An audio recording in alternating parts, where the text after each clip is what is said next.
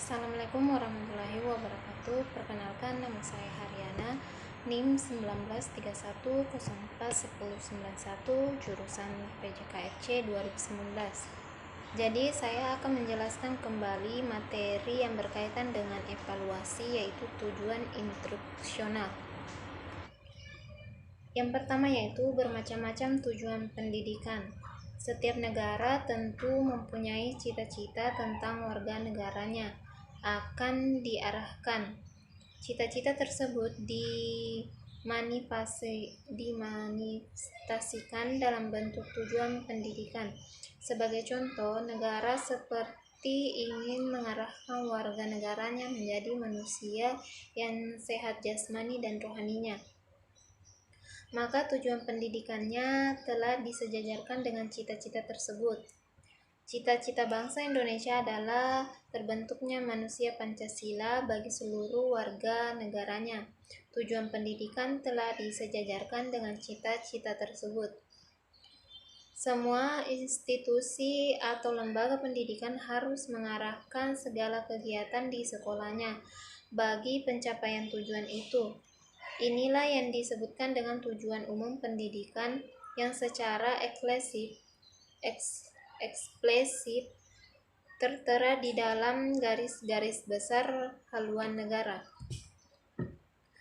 Semua peraturan pemerintah termasuk petugas-petugas pendidikan harus terlebih dahulu memahami makna dari rumusan tersebut dan menerjemahkan dalam memahami makna dari rumusan tersebut dan menerjemahkan dalam bentuk rumusan tujuan sesuai dengan tingkat dan jenis pendidikan yang diselenggarakan pada lembaga atau institusi ini. Dengan demikian, maka tujuan pendidikan nasional memiliki fungsi sebagai form of recovery. Untuk selanjutnya, dijabarkan menjadi tujuan instruksional.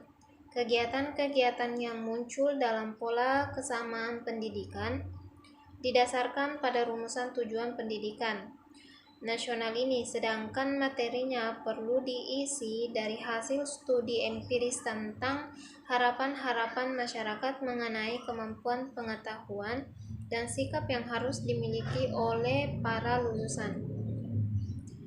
Selanjutnya, sebagaimana tindak lanjutan dari penjabaran tujuan umum menjadi tujuan institusional adalah perumusan lain telah disiapkan oleh para ahli bidang studi sebagai penanggung jawab program kurikulum. Untuk dapat memenuhi harapan pencapaian penguasaan terhadap program kurikulum ini, dirumuskan suatu tujuan yang disebut tujuan kurikulum. Tujuan kurikulum adalah tujuan yang dirumuskan untuk masing-masing bidang studi. Tujuan yang kedua, tujuan instruksional. Materi sesuai dengan bidang studi mungkin menjadi milik kita tanpa dipelajari terlebih dahulu, baik dipelajari sendiri maupun diajarkan oleh guru. Proses atau kegiatan mengajar materi ini terjadi dalam saat terjadinya situasi belajar mengajar atau pengajaran atau instruksional. Dari perkataan pengajar atau instruksional ini, maka timbul istilah tujuan instruksional, yaitu yang menggambarkan pengetahuan, kemampuan, keterampilan, dan sikap yang harus dimiliki oleh siswa sebagai akibat dari hasil pengajaran yang dinyatakan dalam bentuk tingkah laku atau behavior yang dapat diamati dan diukur. Ada dua macam tujuan instruksional, yaitu yang pertama tujuan instruksional umum atau TIU, yang kedua tujuan instruksional khusus atau TIK. Di dalam merumuskan tujuan instruksional diusahakan agar tanpa bahwa setelah tercapainya tujuan ini terjadi adanya perubahan pada diri anak yang meliputi kemampuan intelektual, sikap, minat maupun keterampilan yang yang oleh Bloom dan kawan-kawan dikenal sebagai aspek kognitif, aspek afektif, dan aspek psikomotor, seperti yang telah diterangkan terdahulu. Yang ketiga yaitu tingkah laku akhir. Tingkah laku akhir adalah tingkah laku yang diharapkan setelah seseorang mengalami proses belajar. Di sini, tingkah laku harus menampakkan diri dalam suatu perubahan yang dapat diamati dan diukur atau observasi and measurable. Contohnya, yang pertama menuliskan kalimat perintah, yang kedua mengalihkan pecahan persepuluhan, yang ketiga menggambarkan kurva normal, yang kelima menyebutkan batas-batas daerah istimewa Yogyakarta, yang keenam menjabarkan bacaan bahasa Inggris ke dalam bahasa Indonesia, ketujuh menceritakan kembali uraian guru, kedelapan mendemonstrasikan pendapat mengenai sesuatu yang dikemukakan guru, yang terakhir menjelaskan hasil bacaan dengan kalimat sendiri. Dan lain-lainnya lagi yang berwujud kata perbuatan atau operasional atau actinover yang dapat diamati dan diukur. Yang keempat, kata-kata operasional. A. Cognitive domain atau live and corresponding action verbs. Yang pertama, pengetahuan atau knowledge,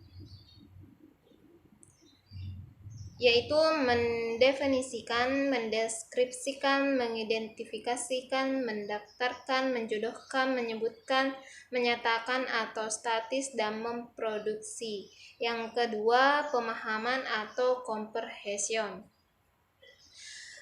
yaitu mempertahankan, membedakan, menduga atau estimatis, menerangkan, memperluas, menyimpulkan, menganalisakan, memberikan contoh, menelusurkan kembali, dan memperkirakan. Yang ketiga, aplikasi.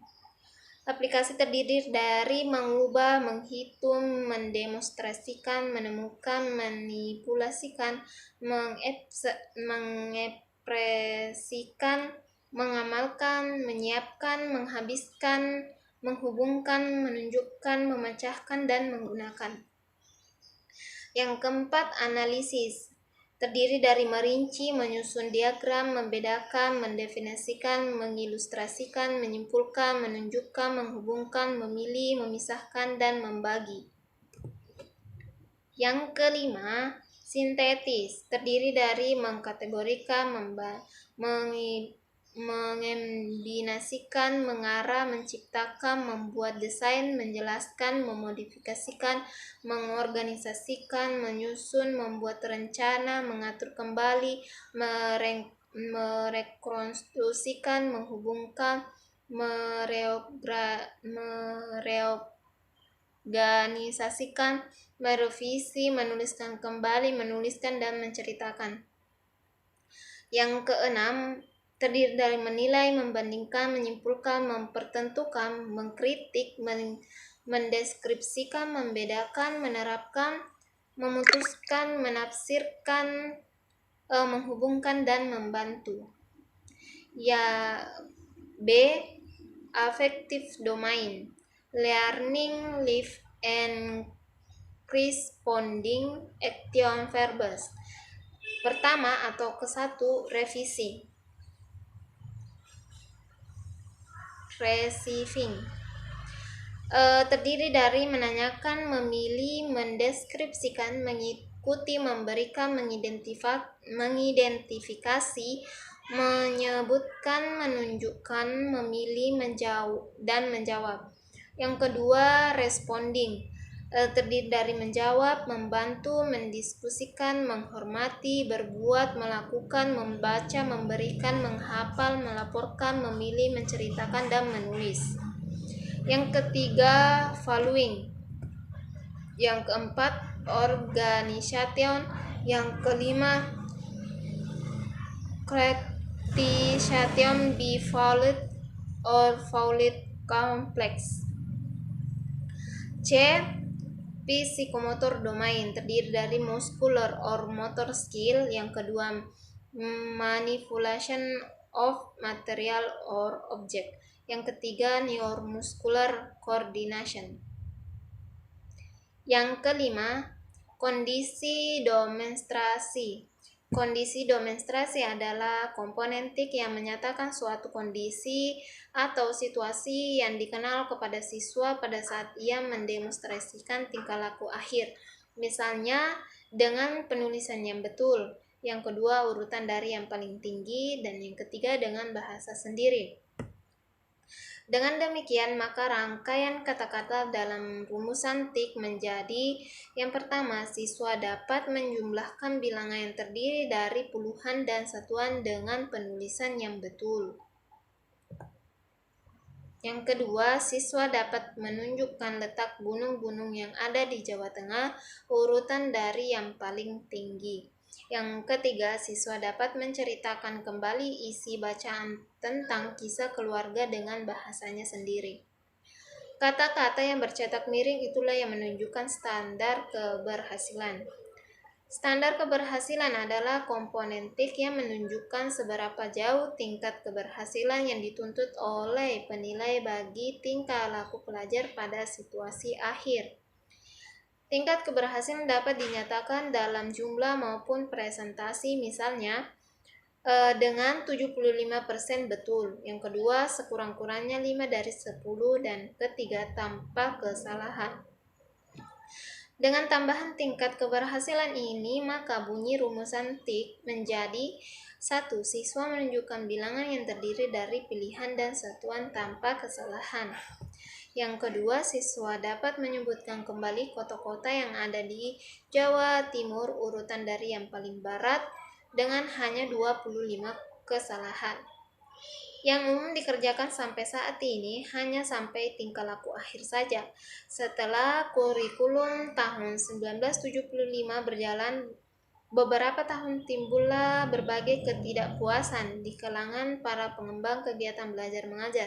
Dikatakan bahwa tujuan belajar mengajar dimaksud telah bersifat behavioristik, yakni mementingkan tingkah laku, di samping juga hanya bersifat output oriented.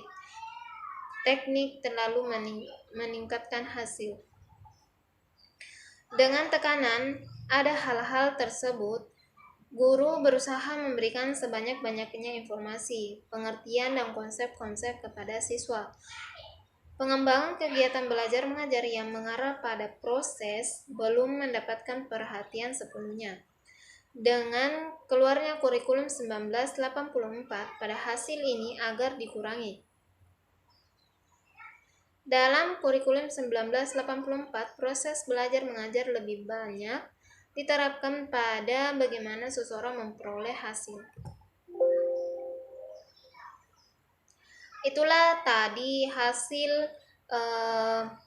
penjelasan dari tujuan instruksional. Lebih dan kurangnya mohon dimaafkan. Wabillahi taufiq wal hidayah. Wassalamualaikum warahmatullahi wabarakatuh.